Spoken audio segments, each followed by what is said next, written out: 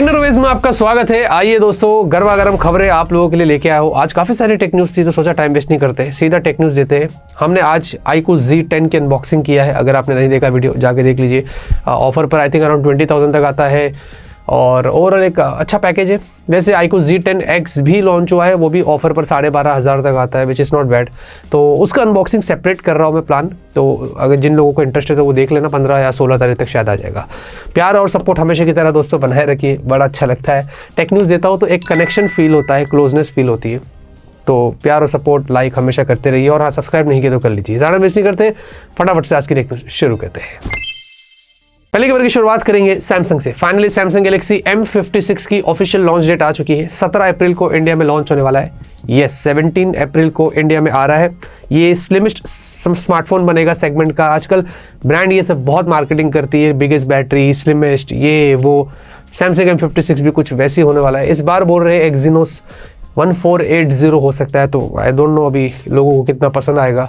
बाकी अभी ज़्यादा जज नहीं कर सकते क्योंकि हमारे हाथ में फ़ोन है नहीं। Let's see how it goes, कैसा होता है, क्या होता है। अनबॉक्सिंग करके आपको सब कुछ बताएंगे। MediaTek Dimensity 9400 प्लस अनाउंस हो गया है। बहुत ही क्रेजी चिपसेट यहाँ पर लग रही है। सारे रिकॉर्ड्स इसने तोड़ दिया है। 3 मिलियन प्लस एंटूटू स्कोर्स इसके आ चुके हैं, जो कि बहुत ज़्यादा है। इसमें Cortex X925 वाली आपको नई यहाँ पर Cortex मिल रही है। आर्किटेक्चर बहुत कमाल का है, प्राइम, और ये 3.73 गीगाहर्ट्ज़ के ऊपर क्लॉक स्पीड है, विच इज़ वेरी इंप्रेसिव। और ये भी 3nm पर आपको मिलता है। 8K 60 FPS का सपोर्ट लेके आया है। और भी बहुत सारे कमाल की चीज़ें आपको इस चिपसेट में मिल रही है। Realme GT7 ये probably one of the first phone होगा जो इस चिपसेट के साथ आने वाला है। Let's see how it goes और कितने फ़ोन्स इस पर आते हैं और ये चिपसेट रियल लाइफ में जब हमारे पास आएगा तो कैसी होती है, तो जब आएगा तो ही पता चलेगा।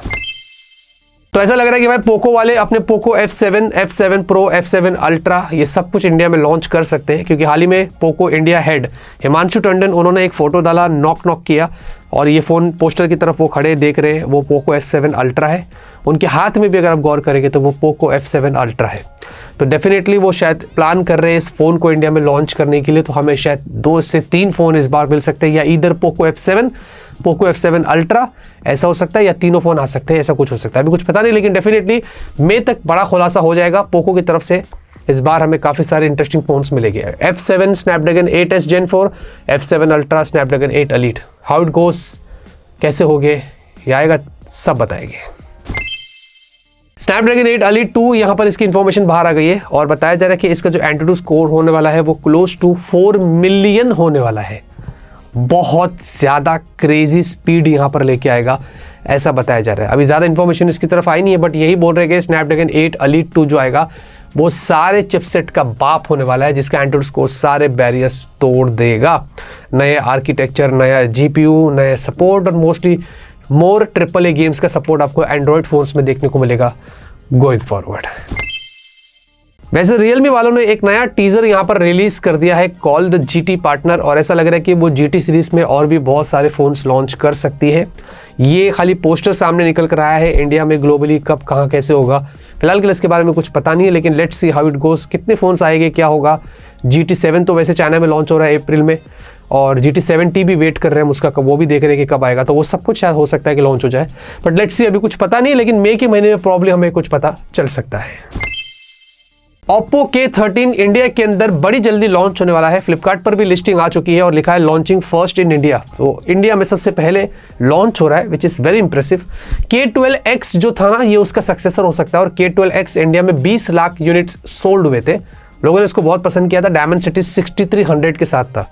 इसमें ऐसे रूमर्स है कि इधर Snapdragon 6 Gen 4 या Dimensity 8400 Ultra हो सकता है। अभी कुछ पता नहीं है कि क्या होने वाला है, लेकिन ये फ़ोन आ रहा है जो बहुत इंटरेस्टिंग लग रहा है। देखते हैं कि इस फ़ोन में इस बार क्या खास होता है।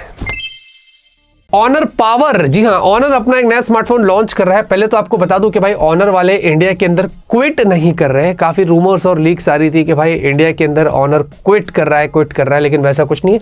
माधव शेठ ने हाल ही में एक नया ट्वीट किया और उसमें उन्होंने बताया कि भाई Honor के वो रूट्स को इंडिया में स्ट्रेंथ कर रहे हैं और वो आफ्टर सेल सर्विस पर नई चीज़ें कर रहे हैं, और साथ में कुछ एक्सक्लूसिव प्रोडक्ट्स भी लॉन्च होने वाले हैं, और ऐसे बहुत सारी चीज़ें उन्होंने इंडिया से रिलेटेड कहा है। उन्होंने कहा है कि अभी शुरुआत होने वाली है, तो बहुत सारी चीज़ें वो कर रहे हैं। तो उन्होंने अपनी प्रेजेंस को मेंटेन किया है। जो रूमर्स आ रही थी, लीक्स आ रही थी, उसको पछाड़ दिया है। तो देखते हैं कि ऑनर इंडिया के इस बार क्या खास प्लान है।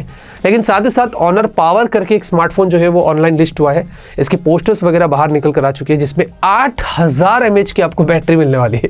This is super crazy. कहाँ से कहाँ टेक्नोलॉजी जा रही है। और इस बार मुझे बहुत अच्छा लग रहा है कि बैटरी टेक में हमें कुछ इनोवेशंस मिल रहा है।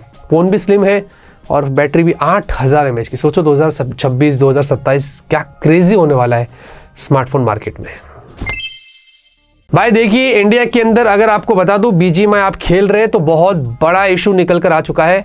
यहां पर डेटा ब्रीच की बातें हो रही है। बताया जा रहा है कि जो कॉन्ट्रैक्ट किया था क्राफ्टन ने इंडिया के अंदर 2021 में, उसको वो लोग ब्रीच कर रहे हैं। काफ़ी सारे यूज़र डेटा जो है वो ऑनलाइन टेलीग्राम के ऊपर पर यूज़र 2000 रुपये में जो है वो सेल हो रहे हैं। आपने बिल्कुल सही सुना, ऐसा एलिगेशन यहाँ पर निकल कर आया है महाराष्ट्र के अंदर।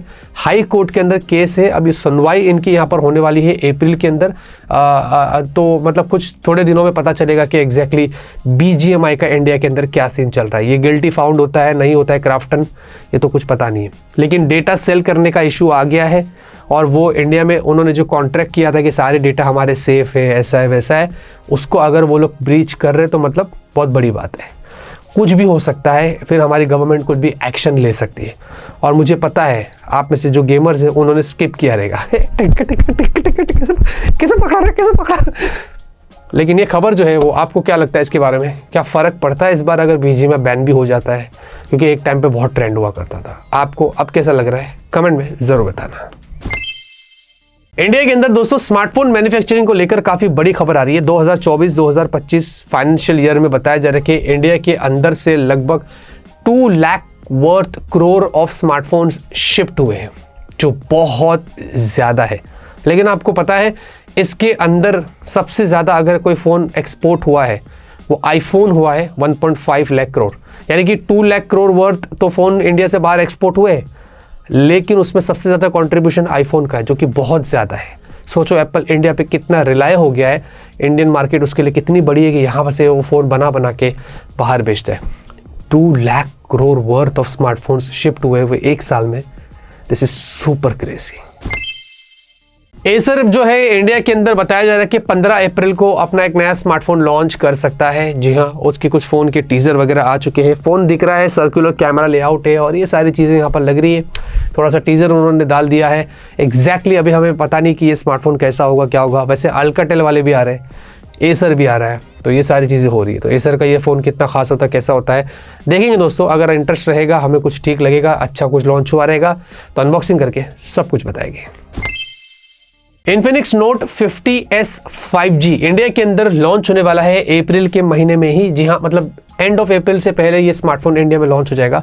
ये स्लिमिस्ट स्मार्टफोन होने वाला है और इसमें आपको कर्व्ड डिस्प्ले शायद मिल सकती है सेगमेंट की, ऐसी कुछ वो बातें कर रहे हैं। अभी कुछ और नहीं है इस फ़ोन के बारे में एग्जैक्टली क्या होने वाला है, लेकिन ये सारी चीज़ें होने वाली है। अब देखते हैं कि ये फ़ोन कहाँ स्टैंड आउट करता है, कैसा होता है। थोड़े दिनों में इसके बारे में पता चलेगा।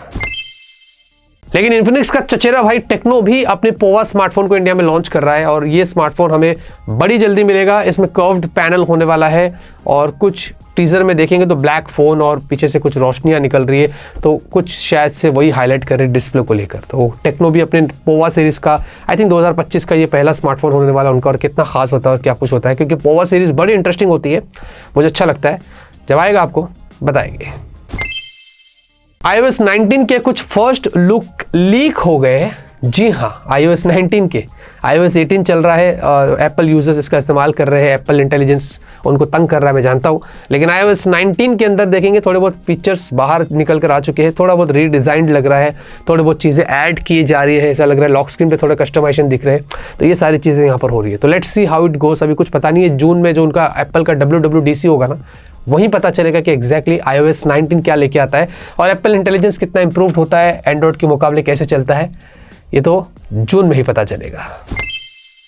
iPhone 17 Pro के यहाँ पर कुछ रेंडर्स जो है वो लीक हो गए। ये फोटो पहले देखिए। हाँ, मतलब मैं इसमें एक ही चीज़ कहेगा, 1 अप्रैल तो चला गया ना, गया ना अभी, अप्रैल फूल्स, ये क्या है?